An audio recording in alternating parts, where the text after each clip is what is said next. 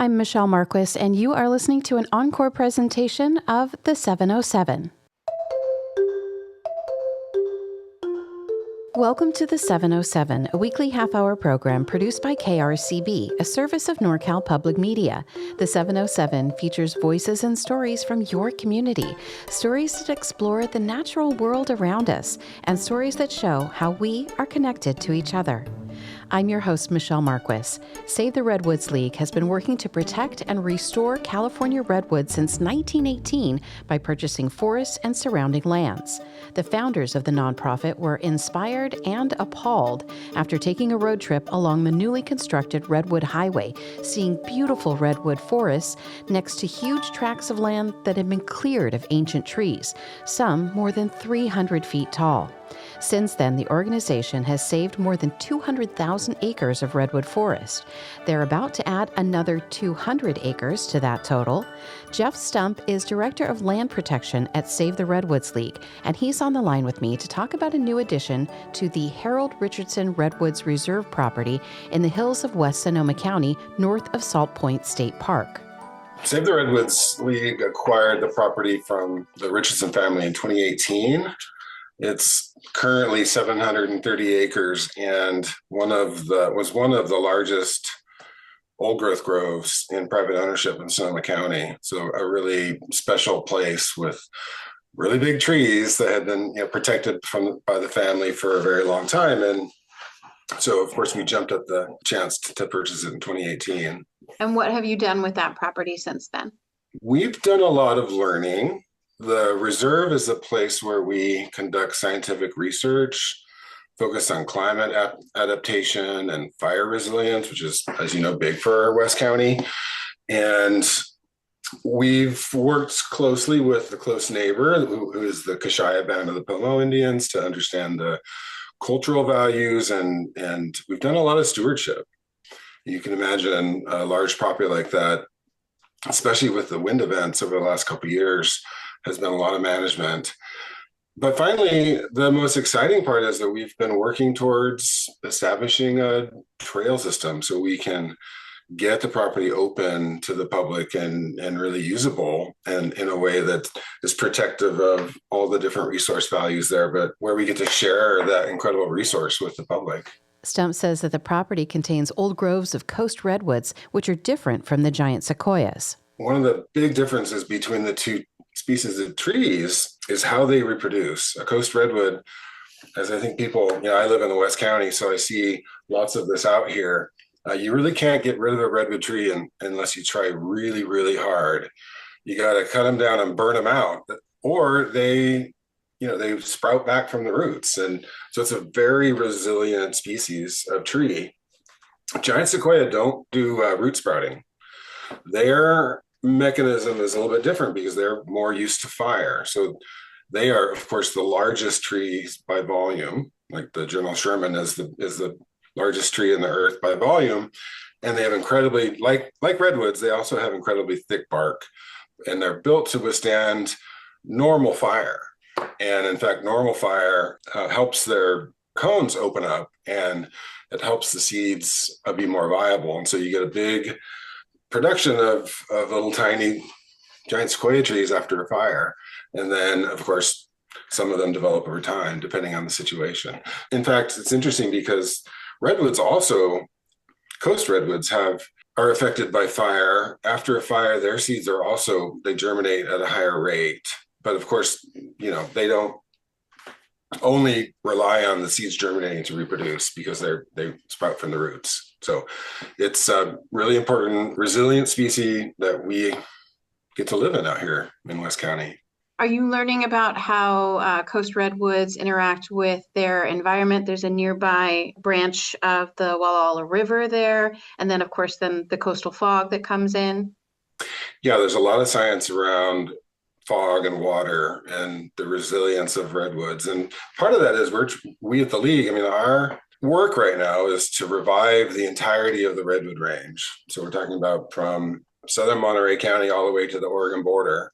And of course, then the giant sequoias. And to understand where it's most appropriate to put our resources, we're doing a lot of science. And just a couple of weeks ago, there was a whole crew of people that went out and climbed the trees and took, I think they were coring some of the trees, but they were also looking at the upper canopies and understanding the overall health of the systems and understanding the different ecology, because the top of a redwood tree in Monterey County is much different than the top of a redwood tree in Del Norte County.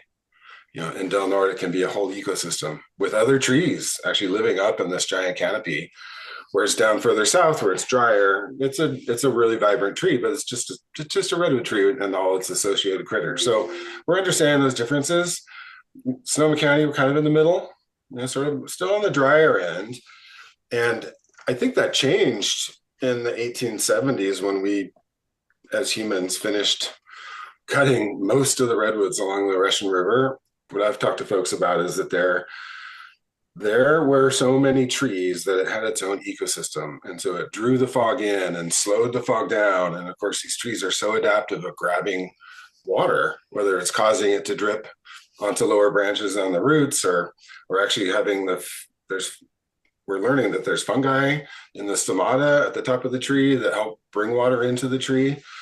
So there's so much we need to continue to learn about redwoods, which makes it really exciting to be in a position to protect, another 200 acres of property to help further protect this grove. And in fact, within that 200 acres is a 35 acre old growth grove itself. So very rare that we get the opportunity to protect some, 35 acres of old growth in one grove.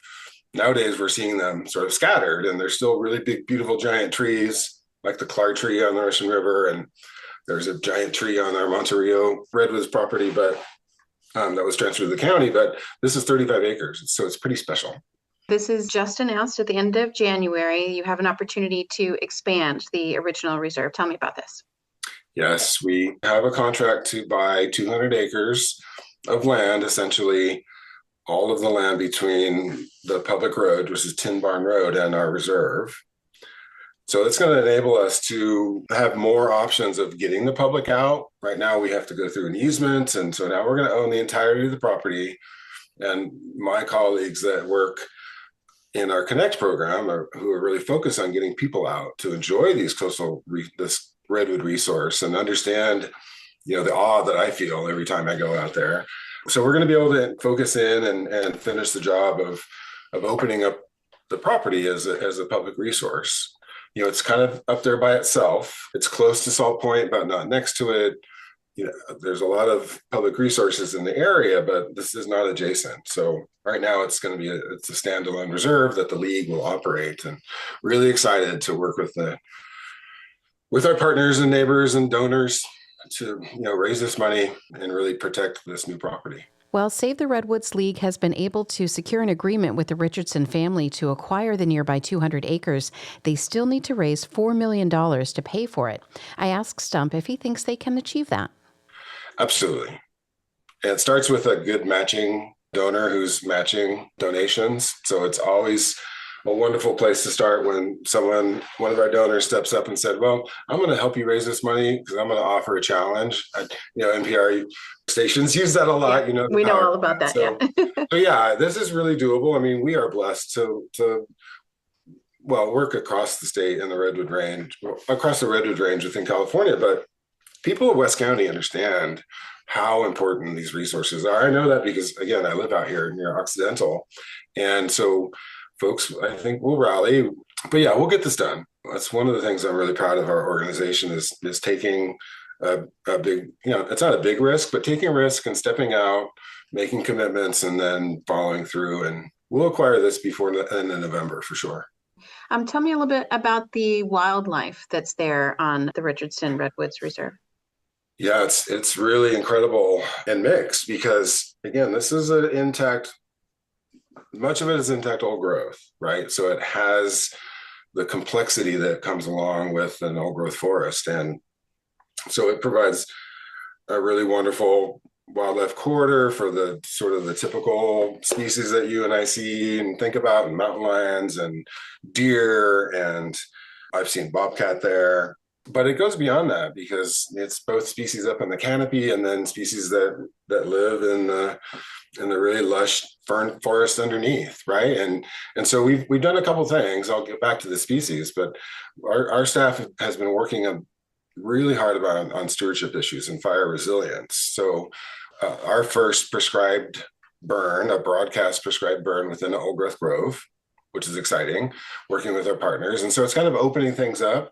And so now we're seeing more about this habitat, and you can actually see through an old growth grove, right? And so oftentimes there's so many trees that you can't see through the grove. You can't see what's there. All sorts of amphibians, yellow-legged frogs, a couple kinds of newts. There's two species of bats that live in one of the giant trees that has the goose pen, which is that burned out base of the tree. It's called goose pen because I think the original Californians kept geese in them because it was like this natural place, right? But essentially it's a hollowed out part of a redwood tree that's part of the burn cycle, and then fungus attacks the burn part, and then it's like over the hundreds and hundreds of years of these trees, it kind of hollows out. But the tree still lives because, of course, it's living on the outside. And so within those, there's two species of bats, and I'm sure there's other things. There's tons of different fungus. Just a really incredible resource. From fungus to fish and forests to meadows, we'll hear more from Jeff Stump, Director of Land Protection at Save the Redwoods League, in the next segment of the 707 on KRCB. We'll be right back.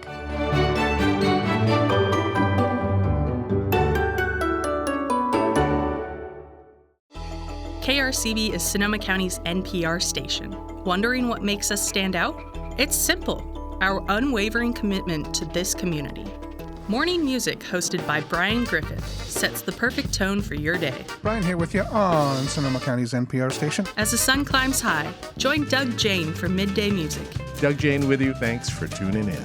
It's the soundtrack of Sonoma County. Then, stay informed with All Things Considered, featuring insightful reporting from the KRCB newsroom, ensuring you're always in the loop. For Manzana, the company that helped keep Sebastopol's famous Gravenstein apple alive, their 103rd year in business will be their last. Your home for the best in local news and music. Because when the community sings, we're here to listen. Your radio, your stories, your station. KRCB 104.9, Sonoma County's NPR station.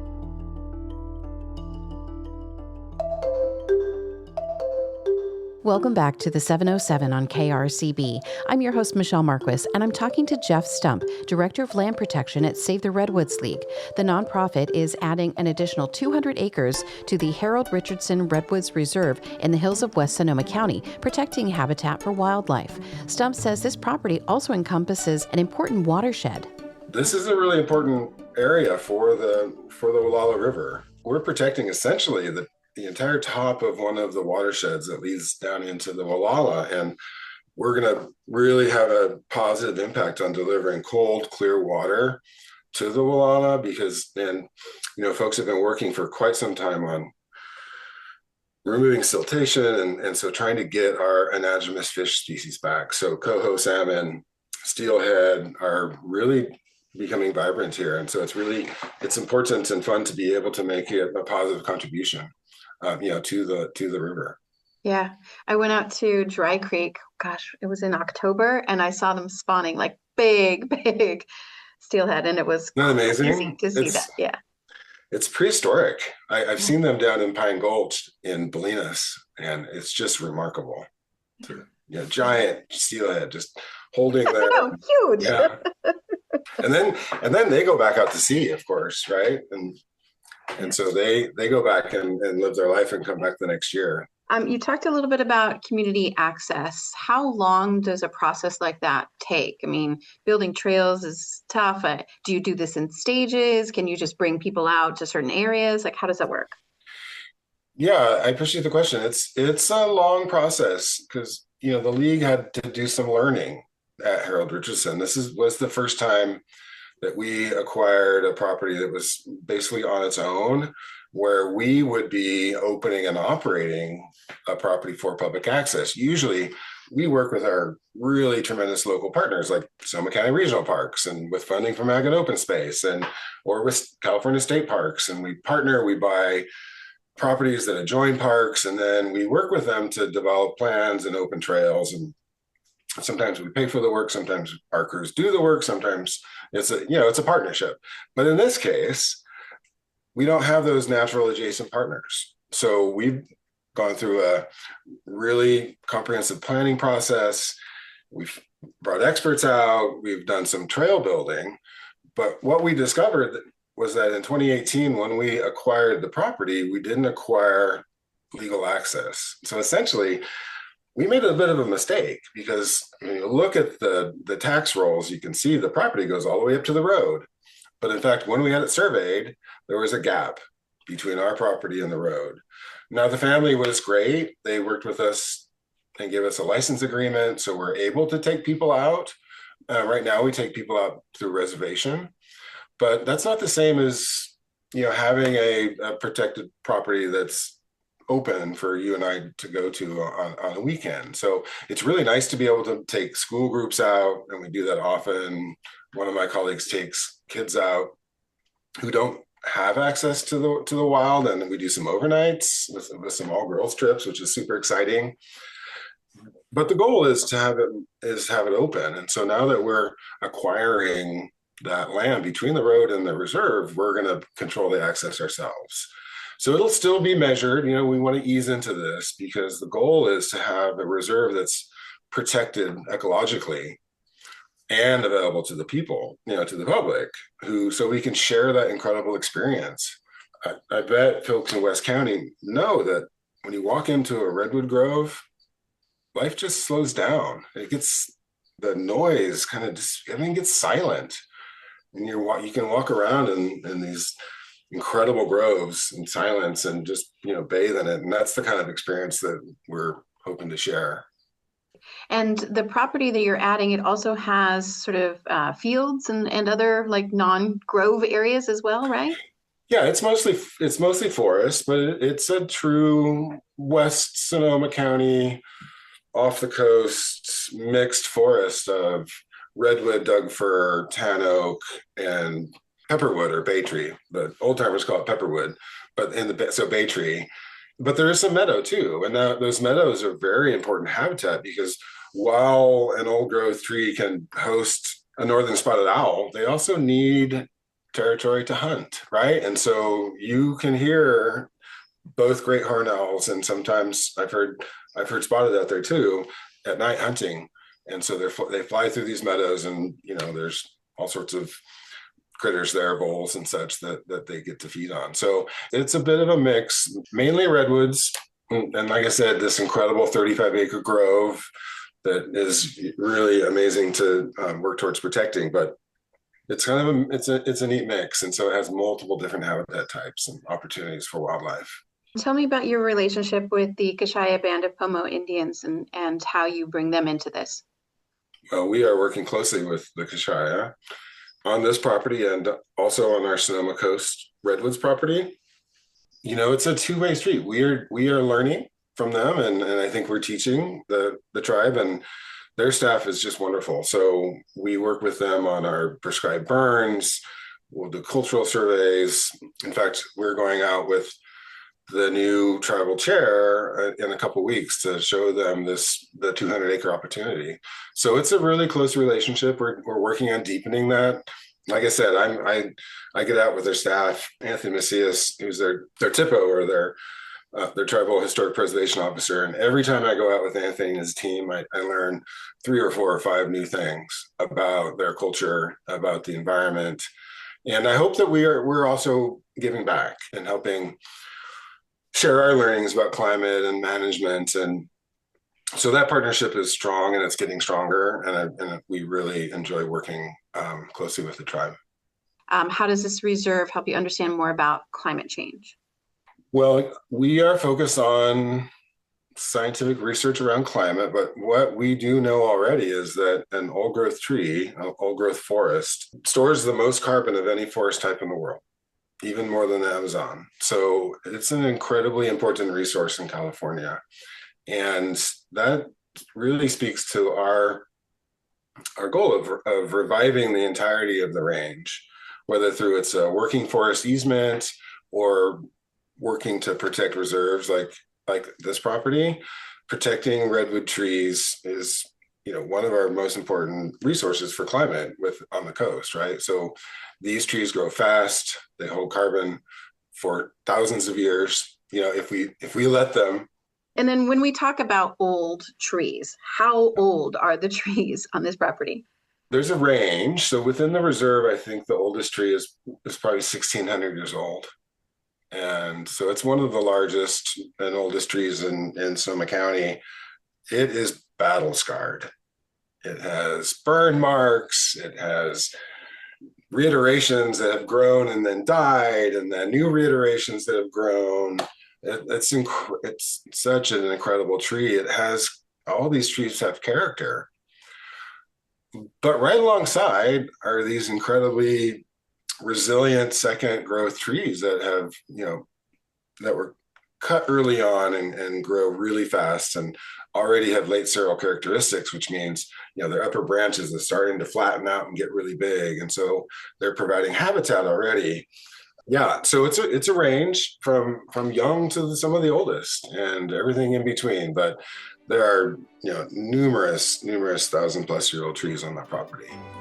Stump says that Save the Redwoods League hopes to finalize the purchase of the additional acres by November. You can learn more about the Harold Richardson Redwoods Reserve and other projects online at savetheredwoods.org. I'm your host and producer of this program, Michelle Marques. This show is a service of NorCal Public Media. Our president and CEO is Darren Lachelle.